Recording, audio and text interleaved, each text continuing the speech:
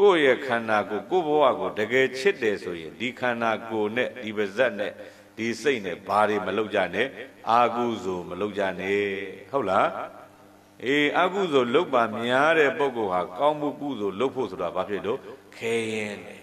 ဟုတ်ပြီနော်ဘာနဲ့ဥပမာပေးတယ်လဲမေးလိုက်တော့အရှိဘက်ကိုရိုင်းနေတဲ့တစ်ပင်ကြီးသူတော်ကောင်းတို့တွေအောက်ကနေပြီးတော့ကျိုးတွေဘာတွေမဆိုင်ဘဲနဲ့ဓာတ်နဲ့လွှတ်နဲ့ခုတ်ပြီးတော့လှဲ့ကြည့်လိုက်အဲ့တစ်ပင်ဘယ်ဘက်ပဲလဲမဲ့ပြောရင်ဘာဖြစ်လို့လဲမေးလိုက်တော့ငကိုကလေးကအရှိဘက်ရိုင်းနေတာဟုတ်လား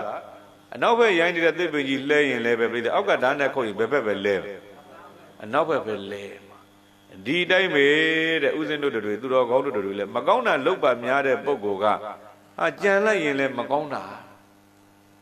ဥမာပါဇက်ကပြိတယ်မကောင်းတာလုပ်ပါများနေတဲ့ပုဂ္ဂိုလ်မျိုးခါးလေးတွားတိုးလိုက်လို့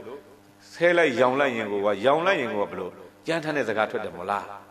ဟုတ်တယ်နော်အေးမကောင်းတာလုပ်ပါများဒီလိုဖြစ်လာတာအရက်တော့နေကြပုဂ္ဂိုလ်ကပြိတယ်အရက်ဆွဲသွားပြီဆိုရင်ဖြတ်ဖို့ရန်လွယ်သေးလားဟာမလွယ်ဘူးစလိတ်တောင်းနေကြပုဂ္ဂိုလ်လည်းစလိတ်ဖြတ်ဖို့ရဘာဖြစ်လို့ခဲရင်နဲ့ကိုယ်ဆွဲသွားတဲ့ပုဂ္ဂိုလ်လည်းဒီတိုင်းအဲ့တော့မကောင်းတာလုပ်ပါများတဲ့ပုဂ္ဂိုလ်ကကောင်းတာလုပ်ဖို့ဆိုတာခဲရင်နေတဲ့ဘုရားကဒါပြောတာနောက်တကဥပမာတဏှိပေးသေးတယ်မြတ်စွာဘုရားကဘာဥပမာလဲမေးလိုက်တော့အဲ့ဒီလိုမကောင်းတာတွေလုပ်ပါများနေတဲ့ပုဂ္ဂိုလ်မျိုးဟာဒီဘဝမှာမကောင်းတာတွေကြီးတစိုက်တိုက်ဖြစ်နေမယ်ဆိုရင်သေတဲ့နောက်မှာလည်းပြိတဲ့ကောင်းတာဖြစ်ဖို့ဆိုတာလွယ်သေးလားမလွယ်တော့ဟုတ်လားကောင်းတာလုပ်နေတဲ့ပုဂ္ဂိုလ်ကပြိတဲ့ဒီဘဝမှာပြိတဲ့သေပြီးနောင်ဘဝလည်းပြိတဲ့မကောင်းတာဖြစ်เสียအကြောင်းရှိလားမရှိဘူးဥမာပြမနဲ့ခင်းမိုးလင်းလာပြီဆိုရင်ရှစ်ခိုးတဲ့အကျင့်လေးလုပ်အောက်ထေဆုံးအများကြီးမလုံနိုင်တော့သူတော်ကောင်းတို့တွေမျက်နှာလေးဆက်ပြမတက်ခင်ရေလေးနဲ့ပုတ်ပြီးဆိုကြတဲ့ကဗုဒ္ဓံတရဏကိစ္ဆာမိဓမ္မတရဏကိစ္ဆာမိသံဃာတရဏကိစ္ဆာမိပေါ့ဟုတ်လားဩဖရာတရားတန်ခါမျက်နှာသေးရင်ကိုစိတ်ကပ်ပြီးသားမဖြစ်ဘူးလားမိုးလင်းတာနဲ့တပည့်နဲ့ဒါလှုပ်ဖြစ်လာနောက်တကဆက်ပြလေးတိုက်ပြီးတော့ပို့ပြန်ရင်လည်းပဲအရဟံပူဇော်ထုကိုခံတော်မူတဲ့သောမြတ်စွာဘုရားအရဟံနဲ့ပို့ရင်အရဟံဂုဏ်တော်ဘွားပြီးသားရောမဖြစ်ဘူးလားအဲ့ဒါလေးတော်ကောင်းတို့တွေလှုပ်ကြည့်နေတိုင်းလှုပ်လိုက်တစ်နှစ်လောက်လှုပ်လိုက်ပြီဆိုရင်မနဲ့မိုးလင်းလို့ကိုကဆက်ပြလေးကြိုက်ပြီးမျက်နှာလေးပို့လိုက်တယ်အဲ့ဒါမဆိုးမိဘူးဆိုရင်စိတ်ထဲမှာမပွားမိဘူးဆိုရင်တခုခုလိုးနေတယ်လို့တော်ကောင်းတွေခံစားလာရလိမ့်မယ်ဟုတ်လား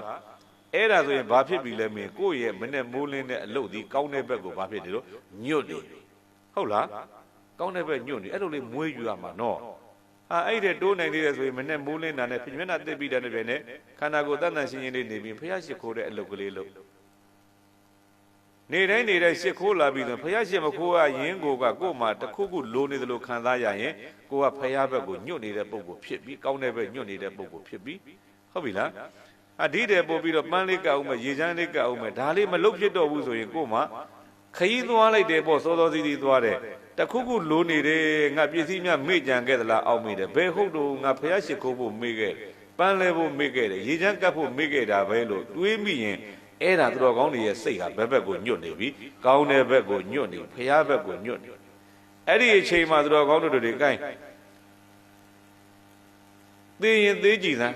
ကောင်းတဲ့စိတ်နဲ့သေရတာဖြစ်တဲ့အတွက်ဒါကြောင့်သူတော်ကောင်းတို့ဦးဇင်းတို့တွေမကောင်းတဲ့နေရာရောက်เสียရှိလားမရှိဘူးအဲ့ဒါကြောင့်မြတ်စွာဘုရားရှင်ကိုတော်မြတ်ကြီးကကောင်းတာလုပ်ပါများတဲ့ပုဂ္ဂိုလ်ဟာမကောင်းတာဖြစ်ဖို့ဆိုတာဘာဖြစ်လို့ခဲရင်နေဟုတ်လားမကောင်းတာလုပ်နေတဲ့ပုဂ္ဂိုလ်ကလည်းကောင်းတာဖြစ်ဖို့ဆိုတာဘာဖြစ်လို့ခဲရင်နေဆိုတာအဲ့ဒါပြောတာဟုတ်ပြီနော်အဲ့ဒါကြောင့်မို့ခဏ